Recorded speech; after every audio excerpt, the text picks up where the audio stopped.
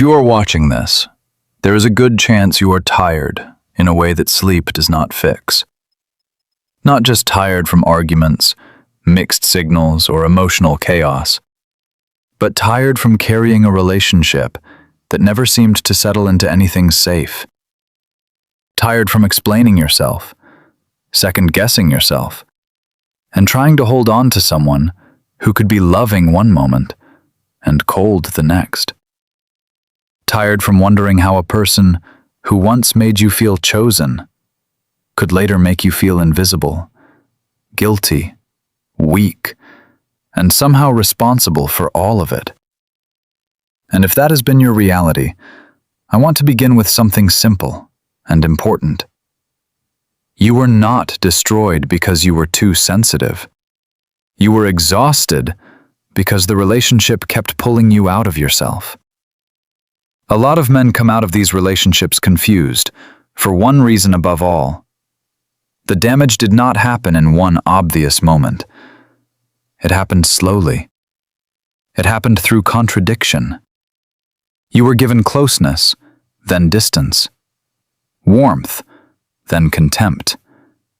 Intensity, then withdrawal. You were pulled in with attention, chemistry, vulnerability, or admiration, and then, over time, the emotional ground kept shifting under your feet. You kept trying to solve it because you thought problems could be worked through. You thought love, honesty, patience, and commitment would eventually create stability. But what you were dealing with was not a normal relationship struggle.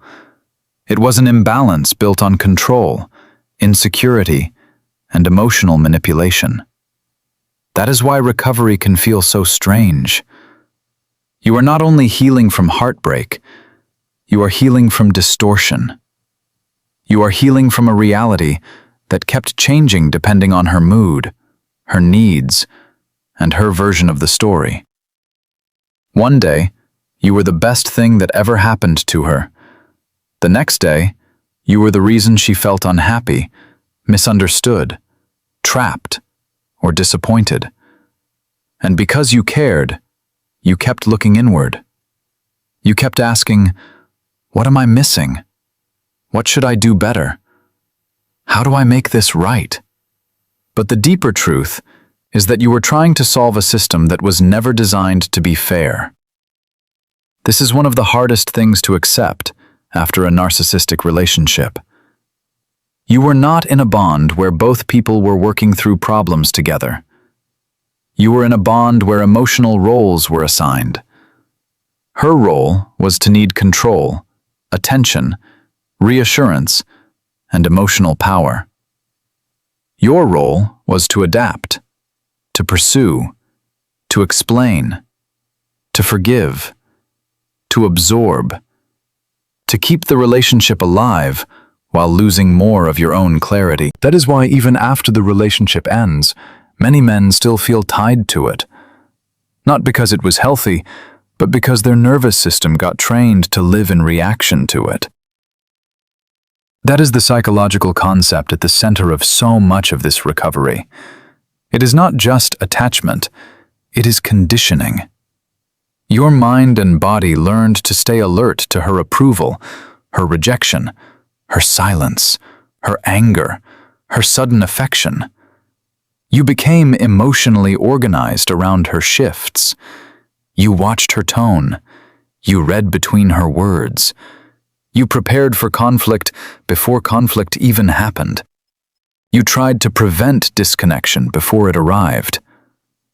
Over time, this can create a state where peace feels unfamiliar and chaos feels meaningful. So when the relationship ends, the pain is not only about missing her, it is also about not knowing what to do with the space where the drama used to live. One of the first things you need to understand is that her behavior often had very little to do with your worth. A narcissistic woman may present herself as confident, desirable, wounded, special, misunderstood, superior, or deeply fragile depending on what gives her the most control in the moment.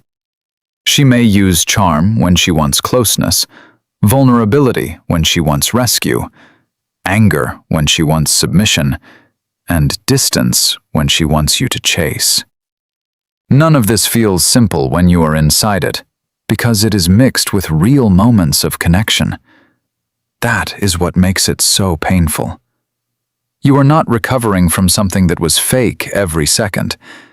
You are recovering from something that used real feelings inside an unhealthy pattern. A lot of men get stuck because they keep replaying the good parts, trying to figure out if those moments were real. In many cases, the feelings in those moments were real enough for the moment. But a feeling being real does not make a relationship safe. Intensity is not safety. Chemistry is not trust. Passion is not mutual care. Being wanted is not the same as being valued. And one of the deepest wounds from this kind of relationship is that it can make you confuse emotional intensity with emotional depth. Recovery means slowly learning the difference. You may have noticed that nothing ever stayed resolved for long. You could have a long conversation, make peace, show understanding, apologize for things you did and things you did not do, and still end up back in the same emotional cycle. That happens because manipulation does not actually want resolution. It wants position. It wants the upper hand. If the real goal is control, then peace becomes a threat, because peace would mean equality. And equality is difficult for someone who needs to feel superior, central, or constantly emotionally fed. This is why blame gets twisted in these relationships. If she lied, your reaction became the problem. If she withdrew, your needs became the problem. If she insulted you, your tone became the problem. If she crossed a boundary, your response was treated as cruelty, weakness, or overreaction. Little by little, you stop trusting your own internal signals. You still feel hurt, but you hesitate to name it. You still know something is wrong, but you start explaining it away. You become less certain of what is normal. That loss of self-trust can hurt even more than the breakup itself. And then there is the role many men take on without realizing it. The fixer, the calmer, the protector. The one who believes that if he can just stay patient enough, solid enough, loving enough, everything will settle. This role feels noble, but inside a manipulative relationship, it becomes a trap. Because the more you define yourself by your ability to hold her together, the more you abandon the parts of yourself that need protection too. You stop asking, "What is this doing to me?" You start asking only, "How do I keep this from getting worse?" That is not love. That is survival. Another painful layer is the damage to your identity. After enough criticism, double standards, emotional withholding, and sudden reversals, a man can begin to feel smaller in his own life. He may become more anxious, less decisive, more apologetic, more isolated, and less connected to his own natural confidence. He may stop enjoying things he used to love. He may pull away from friends because he feels embarrassed, drained, or too mentally occupied. He may look functional on the outside and deeply unstable inside. This is one reason recovery must be taken seriously. You are not being dramatic if you feel changed by what happened. Repeated emotional destabilization changes people. But healing begins when you stop measuring the relationship by how strongly you felt and start measuring it by what it did to your mind, your body, and your sense of self. Ask simple questions. Did you feel safe to be honest? Did your boundaries matter? Were your emotions respected or used against you? Could problems be solved without punishment, confusion, or power games? Did you feel more like yourself over time or less? These questions matter because they pull you out of fantasy and back into reality. And reality is where recovery starts. One of the hardest parts of life after a narcissistic woman is withdrawal. That is what it often feels like. Not just missing a person, but craving relief from the bond itself. You may want closure. You may want her to admit what she did. You may want one final conversation where the truth becomes clear. But many men have to learn this the painful way. Closure rarely comes from the person who created the confusion. If she could give you stable truth, the relationship would not have damaged you the way it did. Waiting for her to explain your pain usually keeps you attached to the same cycle that hurt you. Real closure begins when you accept that your clarity does not depend on her agreement. You do not need her to validate the pattern for the pattern to be real. You do not need her confession to trust your experience. You do not need her apology to begin healing. In fact, one of the strongest signs of recovery is when you stop needing the person who harmed you to help you understand the harm. This is where awareness becomes power. Start paying attention to the full pattern, not the exceptions. Notice how often your empathy was used to keep you engaged. Notice how your patience was rewarded with temporary closeness, then punished with more instability. Notice how your hope kept you in conversations that clarity would have ended sooner. This is not about self-blame. It is about understanding the mechanics of what happened. When you understand the pattern, you stop personalizing every wound. You see the system more clearly. And when you see the system, you stop trying to win inside it. Stepping back emotionally does not mean becoming cold. It means becoming accurate. It means no longer letting every message, memory, or emotional spike decide your state of mind. It means creating space between what you feel and what you do. You can miss her and still not contact her. You can feel anger and still stay composed. You can feel love and still recognize that love is not a reason to return to harm. Emotional maturity is not the absence of feeling. It is the ability to protect yourself while feeling. Boundaries become essential here. And boundaries are not speeches. They are decisions. They are what you allow, what you stop participating in, and what you no longer explain 10 times. If contact keeps reopening the wound, the boundary may be distance. If she uses guilt to pull you back in, the boundary may be silence. If you keep checking her life and getting destabilized, the boundary may be cutting off access. Boundaries are not punishment. They are recovery in action. They are how you teach your nervous system that it does not have to remain available to confusion. There is also a deeper kind of boundary that happens inside you. It is the boundary between your identity and the role you were pushed into. You are not just the man who tolerated too much. You are not just the man who got played, misread, replaced, or manipulated. You are also the man who can now see what he could not see before.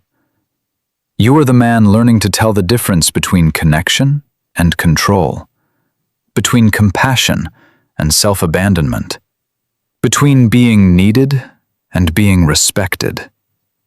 That internal shift matters more than any final conversation ever could. As you heal, you may notice grief coming in waves. Not only grief for the relationship, but grief for the version of you that lived inside it. Grief for the time lost. Grief for how long you doubted yourself. Grief for the love you offered in good faith. Let that grief be honest. Do not rush to act strong in a shallow way. Real strength is not pretending it did not matter. Real strength is being willing to face what it cost you without collapsing into shame. You loved. You hoped. You tried. Those things are not weaknesses. They only became dangerous because they were placed in the hands of someone who used them carelessly or selfishly. And slowly, something important begins to happen. The fog starts lifting. You notice that your thoughts are less consumed. Your body feels a little calmer. You laugh without forcing it. You make plans without scanning for conflict. You start to enjoy your own company again. This part can feel quiet, but it is powerful. Recovery is not always dramatic. Often it looks like ordinary peace returning to places in you that were under siege. This is also the time to rebuild self-respect in practical ways. Keep your word to yourself. Sleep properly. Move your body. Return to friendships that make you feel grounded. Get support if you need it. Write things down when your mind tries to romanticize what happened. Learn your triggers. Learn the signs that you are drifting back into obsession, fantasy, or self-betrayal. Self-respect grows through repeated actions, not just insight. Every time you choose clarity over impulse, you strengthen it.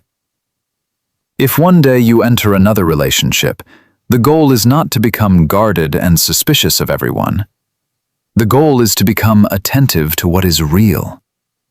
Healthy love does not require you to earn basic respect. It does not depend on confusion to keep you attached. It does not punish you for having needs. It does not make you feel like stability is too much to ask for. A healthier relationship may even feel unfamiliar at first because it is calmer, clearer, and less intoxicating. That is not a sign that something is missing.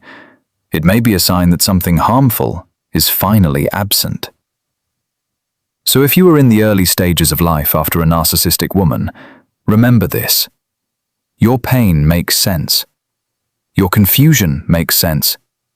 Your exhaustion makes sense.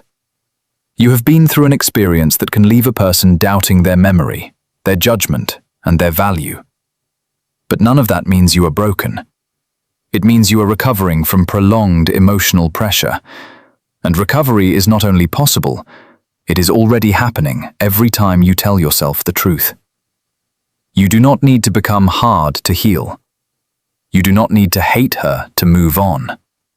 You do not need revenge to reclaim your power. What you need is clarity. What you need is distance from distortion. What you need is the steady decision to return to yourself, again and again, until that return becomes your new normal. There will come a point when you no longer measure your life by what happened in that relationship. You will not need to analyze every detail. You will not need to prove your pain to anyone. You will not feel pulled to explain yourself to someone committed to misunderstanding you. You will simply know what happened, know what it taught you, and know what you will never accept again. That is peace. Not forgetting, not denying, just no longer living inside it. And maybe that is the most important part of this whole recovery. The end goal is not to become obsessed with spotting narcissists. It is not to spend the rest of your life looking backward.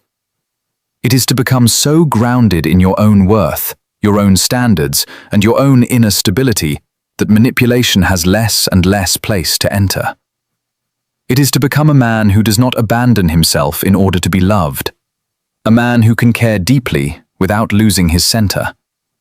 A man who can walk away from confusion sooner, not because he is cold, but because he is clear. So take a breath and let this land. You survived something that drained your mind and heart, and you are still here, still learning, still rebuilding, still becoming someone wiser than the version of you that first entered that relationship. That matters. Your peace is not behind you. Your strength is not gone. Your life is not over because this happened. In many ways, your real life begins when you stop chasing understanding from the person who hurt you and start building a life that no longer requires their presence, their permission, or their version of the truth.